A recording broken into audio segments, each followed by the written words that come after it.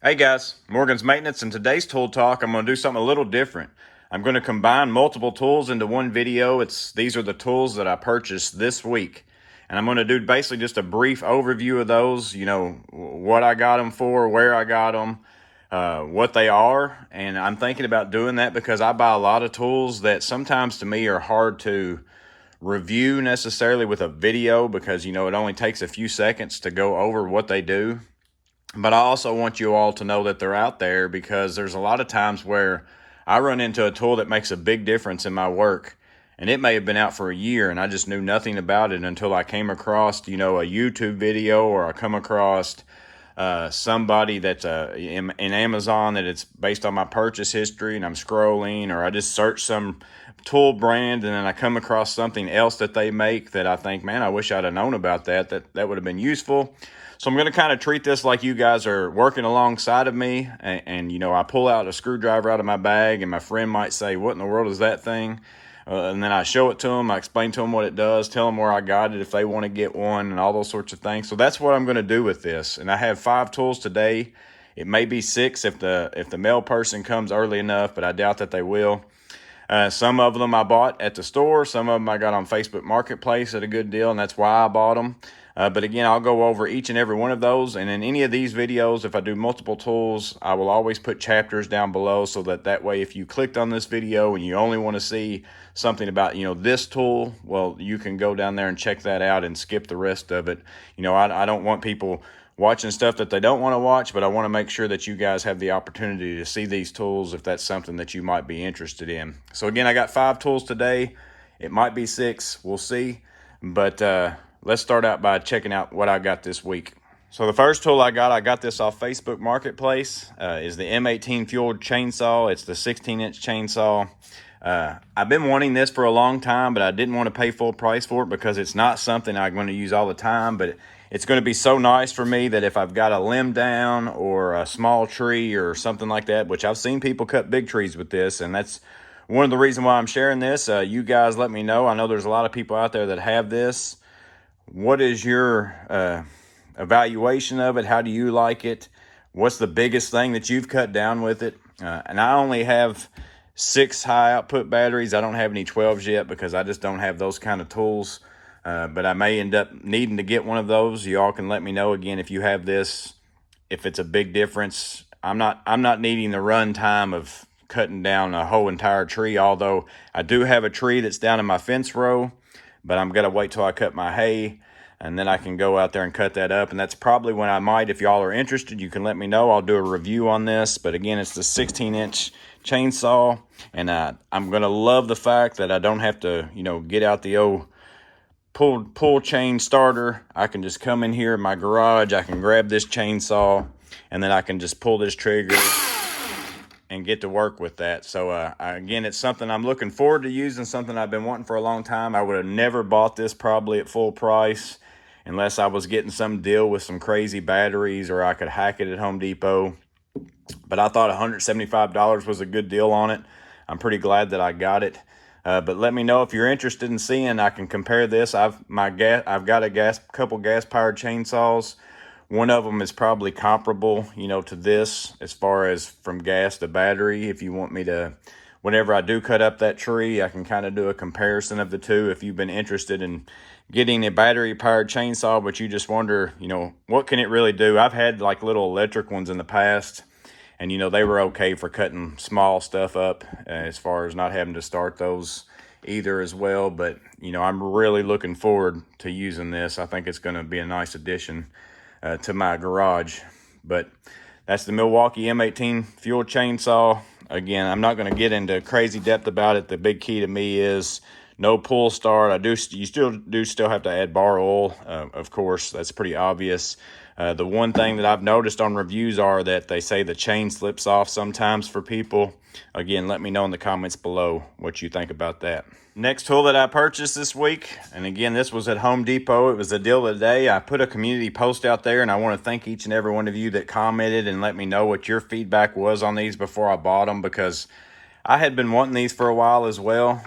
And the main reason why is because I think they're nice looking. I mean, they are really good looking sockets. And again, these are new for those of you out there who are going to say my tools look like they haven't been used. I literally just picked these up 2 days ago out of the Home Depot locker from the ship to the store. But I'll put up a thing here of all the sizes that are included in that, and that way you can pause the screen if you want to see what all's included. I got this for, I think it was $93 or something like that. I really was wanting a more comprehensive set of impact sockets. I do currently have, some. I have all these in my garage, but I wanted some to be able to put in my truck. So I had multiple sizes, and primarily in these deep wells. But the reason why I really wanted these was because, I typically have been running these Bosch ones. I've had a whole set of these in my truck for a while. And, you can see that that's a 5/8. It's still the 6-point, just like what these are. There's really no advantage of these versus these other than the looks of them. They're just impact sockets. So I could have went to Harbor Freight, I'm sure, and got some of these. And for what I'm going to use them for, I'm not doing crazy high torque applications, but hardware, you're putting up a chain link fence, you're putting up TV mounts, and I wanted to have a set of these so I wouldn't be tempted to use my regular Milwaukee sockets on an adapter in my impacts, because that's what the temptation leads to. If you don't have this with you, you're going to grab those and use them. And I didn't want to do that, but here's the 5/8 of that Bosch versus if I pick this up and look at that 5/8. Man, what a difference.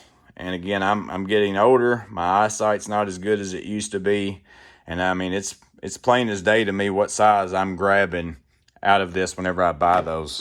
So I really like these. I like the look of them. And that's the only real reason. It just happens that they're Milwaukee. I know everybody thinks I'm just a Milwaukee crazy person. And to a degree, yes, but I'm not against buying other brand tools. There's other brands that make some tools better than Milwaukee do. There's good tools out there of all sorts of brands. I'm never just a brand specific person. If the tool works well, I'm going to use it. But again, it also comes with a swivel and an extension and then an adapter to put it into your 1/4 inch, impacts or whatever else. The only downside to this that I wish it did have, my regular sockets come in a case where the tray is removable. So then you can take it and put it in your toolbox. And then if you want to take it out to a job, you can pull it out of your toolbox, put it into the case, and carry the case with you. It's not as big a deal for me with this. I wish it was the case so that if for some reason, I wanted to put it into my toolbox, I could do so. I mean, I could take those hinges apart and do that with this. But I would rather, I'm going to keep this in my truck, so it's probably going to stay in the case all the time. But I do wish the tray was removable. Like my other sockets from Milwaukee, I think that's a nice detail that they did with those. I think they're clearancing these out because they're the NPS. They had, they're basically coming out with pack out versions of all these sockets. So they're already going to be in pack outs, or you can buy trays, blank ones, and put them in your pack outs to hold these sockets. But the only thing I don't like about those, that's why I didn't buy it for my regular sockets, is all the sockets have to snap into those versus I can just pull these in and out. I don't have to sit there and snap them in and pull them out because they have to be able to not move around as much, I guess, in those pack outs. I'm not sure if that's the reason. I don't have any of them. But again, I think that's why they're clearancing these out or putting them on sale. They'll probably be the deal of the day.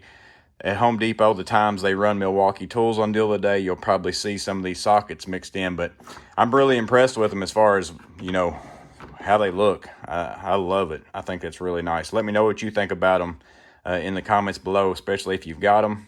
But also let me know what you think about them if you don't. So the third tool that I have is this vessel screwdriver. I'm not a real big vessel person, meaning that I don't have a lot of them, but I do know about them. I've seen a lot of videos of people having them in their bags. I actually saw this on Last Best Tool. He has a video dedicated to this if you want to check that out. But it's the 2200 P2x100. I previously had this vessel screwdriver that I bought specifically to get a JIS 3-bit for my rotors on my wife's Honda car. But this one came with some different blades, that are interchangeable, so I could take, these out and swap to these bits that came with it. But the nice thing about this one was I can also, since it's 1/4 inch right there, just take any kind of a driver, stick it in there, and I can make any vessel screwdriver that I want to. So that's why I went ahead and got this one whenever I was looking for those screwdrivers, so I could try out this ball. I've seen a lot of people use it, and I like it for certain things. There's certain things I do that I like the feel that you get, that you got a lot of grip in the palm of your hand, and you also got this knurl for your fingers. Well, that even works better on this screwdriver because it is a ratcheting screwdriver. And I'm not a big fan of ratcheting screwdrivers because usually, you have the whole head of the tool and then the ratchet things here. So I've got to bring up my other hand to change that. I do use them if I'm only doing tightening or I'm only doing loosening. So if I'm destructing something or constructing something that where I'm not going to change very often, I will use them, but I don't typically like them if it's a situation where I'm going to go from tightening a fastener to loosening a fastener, just because changing it seems to be a little bit of a nuisance to me. But this one's not so bad because your ratchet is up here as far as changing the direction. You can go from one side to the other, and it allows you to get ratcheting. Well, I can grab a hold of that with my fingers right here, so I can change, back and forth easily with my thumb and keep going and back and forth. So I don't mind it as much on this one. And I also like, that I can break something loose with this one. And then I can also take my fingers on here. So once I've got it loose, I can just sit here and spin that fastener out. If it's already loose enough to the point where I don't have to have much torque, I can just sit here and spin this with my fingers. I really like that about this screwdriver. And then another bonus to this one is it's a ratcheting stubby as well. You can pull that out. Now you can't store a bit in there because that engages inside of the tool, and that's what actually makes this be able to ratchet.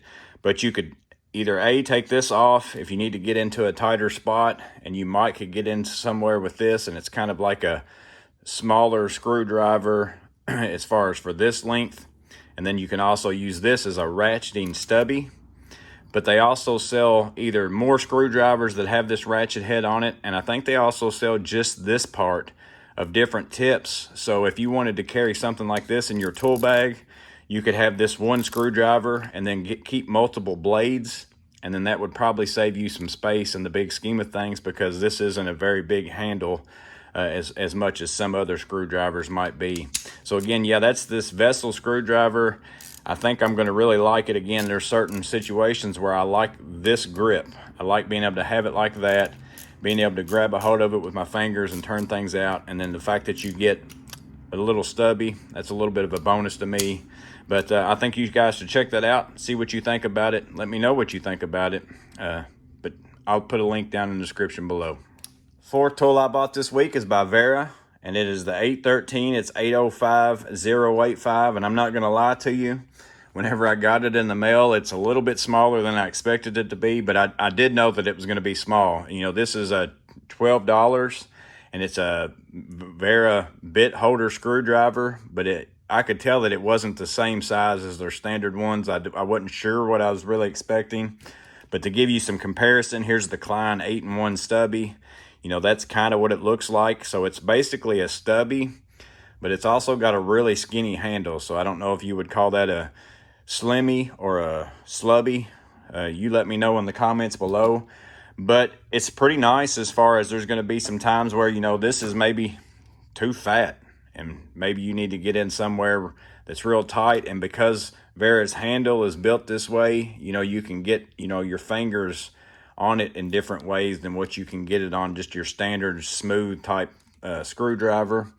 It is magnetic. It's got a magnetic bit holder in there. So if we get us a bit out, the magnet seems like it's pretty good. You can hear this click as I set it in there. Really solid. I think that's got a nice magnet on it. As far as picking up a screw, it does do that as well. And then if I put that screw on there, I can shake it pretty good and it will not come off. So I think the magnet on it is actually fairly decent. And I think for like little detailed work. But again, it gives you the option of, if you want this size of a screwdriver and you want a certain bit, because sometimes, you can't get bigger bits on small screwdrivers like this. You get into like your small thermostat screwdrivers and things like that. You can't move up to bigger bits. Well, in this one, I can put whatever size bit I want to. And if it's a low torque application or something like that, I could use this. Again, I don't know how often I'll use this thing. I saw it as I was scrolling through Amazon, and I thought that it looked like it was pretty neat. Again, it is a little smaller than I thought it was. I kind of just wanted it because I wanted it. It's one of those kind of tools. So again, link in the description. Let me know what you think about it. I think it's going to be useful in some situations and totally useless in others, but that's the case with most tools. Fifth tool I bought this week, and again, this is another marketplace tool. It's not one that I was looking for, but at the price, I decided to go ahead and buy it. I got this for $20. It's the Fluke Networks Micro Mapper. I typically have been using this south wire in order for testing my Cat 5 and Cat 6 cables and things like that. I like this screen on this, and it does a good job as far as letting me know if the cable passes or not. And then it's also got things that I can put in jacks as far as for mapping those out. But the thing I liked about this, and again, I could use this as a tester if I wanted to. I can take this, and I probably will just because I'm going to carry this with me with my other tool. You know, I can turn it on. I can test this cable. Shows me that it's good. But the big thing that I wanted to use this for is that it also has toner on it, and I can set this to tone. And then now I already have this tool by Fluke. It's a toner, and it comes with something that you can hook onto wires, but it doesn't have a Cat 5, Cat 6 connection. I have a little adapter that basically I change over, or I clip on some wires to this, and I use it in that way. But with this one in particular, I can just set that to tone. I can, press that button and turn that on. It's now sending a tone, and now I can use that. It works alongside with my Fluke Networks Pro 3000 probe, and I can set it to either that continuous tone, or I can hold down this button, and I think it gives me that, the one where it goes like that sound there. So I do like that. I primarily actually use this in electrical when I don't have a live circuit, because my Klein ET350, it only works on live circuits. As far as for, you plug it into the receptacle, you can go to the breaker box and you can find that breaker. But I run into a lot of situations where I don't have power. You can't use something like that because it won't transmit the signal. So I will just take these, hook it on some wires, and then start finding it with this. I'd like to get that Klein ET450, that new product that they have out, that, it's supposed to be able to search pretty much any kind of wire tracing. It's supposed to work pretty well. Let me know in the comments below if you've got that. I'd like to know what your feedback is on that before I buy it. But I think that would be a useful tool, and it would kind of knock out a lot of these other things that I use to get the same job done. But yeah, I thought that was a pretty good deal on this. Let me know if you've got this, how you like it, or what tool you use for your mapping out your network, or for testing cables. If you've got one that you like a lot better, put that down in the comments below to share that with other people so they can check that out, and I'd like to look at it as well. But yeah, that's the tools that I bought this week. Again, I got this Fluke Network Mapper. I got the 3/8 impact sockets, the M18 Chainsaw, this little Wera screwdriver, and also this Vessel screwdriver. Let me know below which one you think is the one that you'd like to have the most, which one that you would find most useful for you. And then also, again, let me know what you think about this kind of video, where I just have some random tools that are really going to be kind of hard for me to do a specific review on. But if there is one of them and you think that I could do more detailed information, you let me know what it is that you'd like to know about it. I'll do so. And then things like that chainsaw, maybe whenever I actually get it out and use it, I'll do some footage and show some differences between the gas and the battery powered whenever I actually do it. But that's just going to be whenever it's going to be. It's pretty hot outside right now. I'm not looking to cut down a tree. I do have one that I need to cut up at some point in time. But again, I got to get that hay cut, and I'm going to wait for it to cool off a little bit. It's not in my way. So again, hope all is well with each and every one of you. Stay safe. Have a blessed day, and I'll see you on the next video.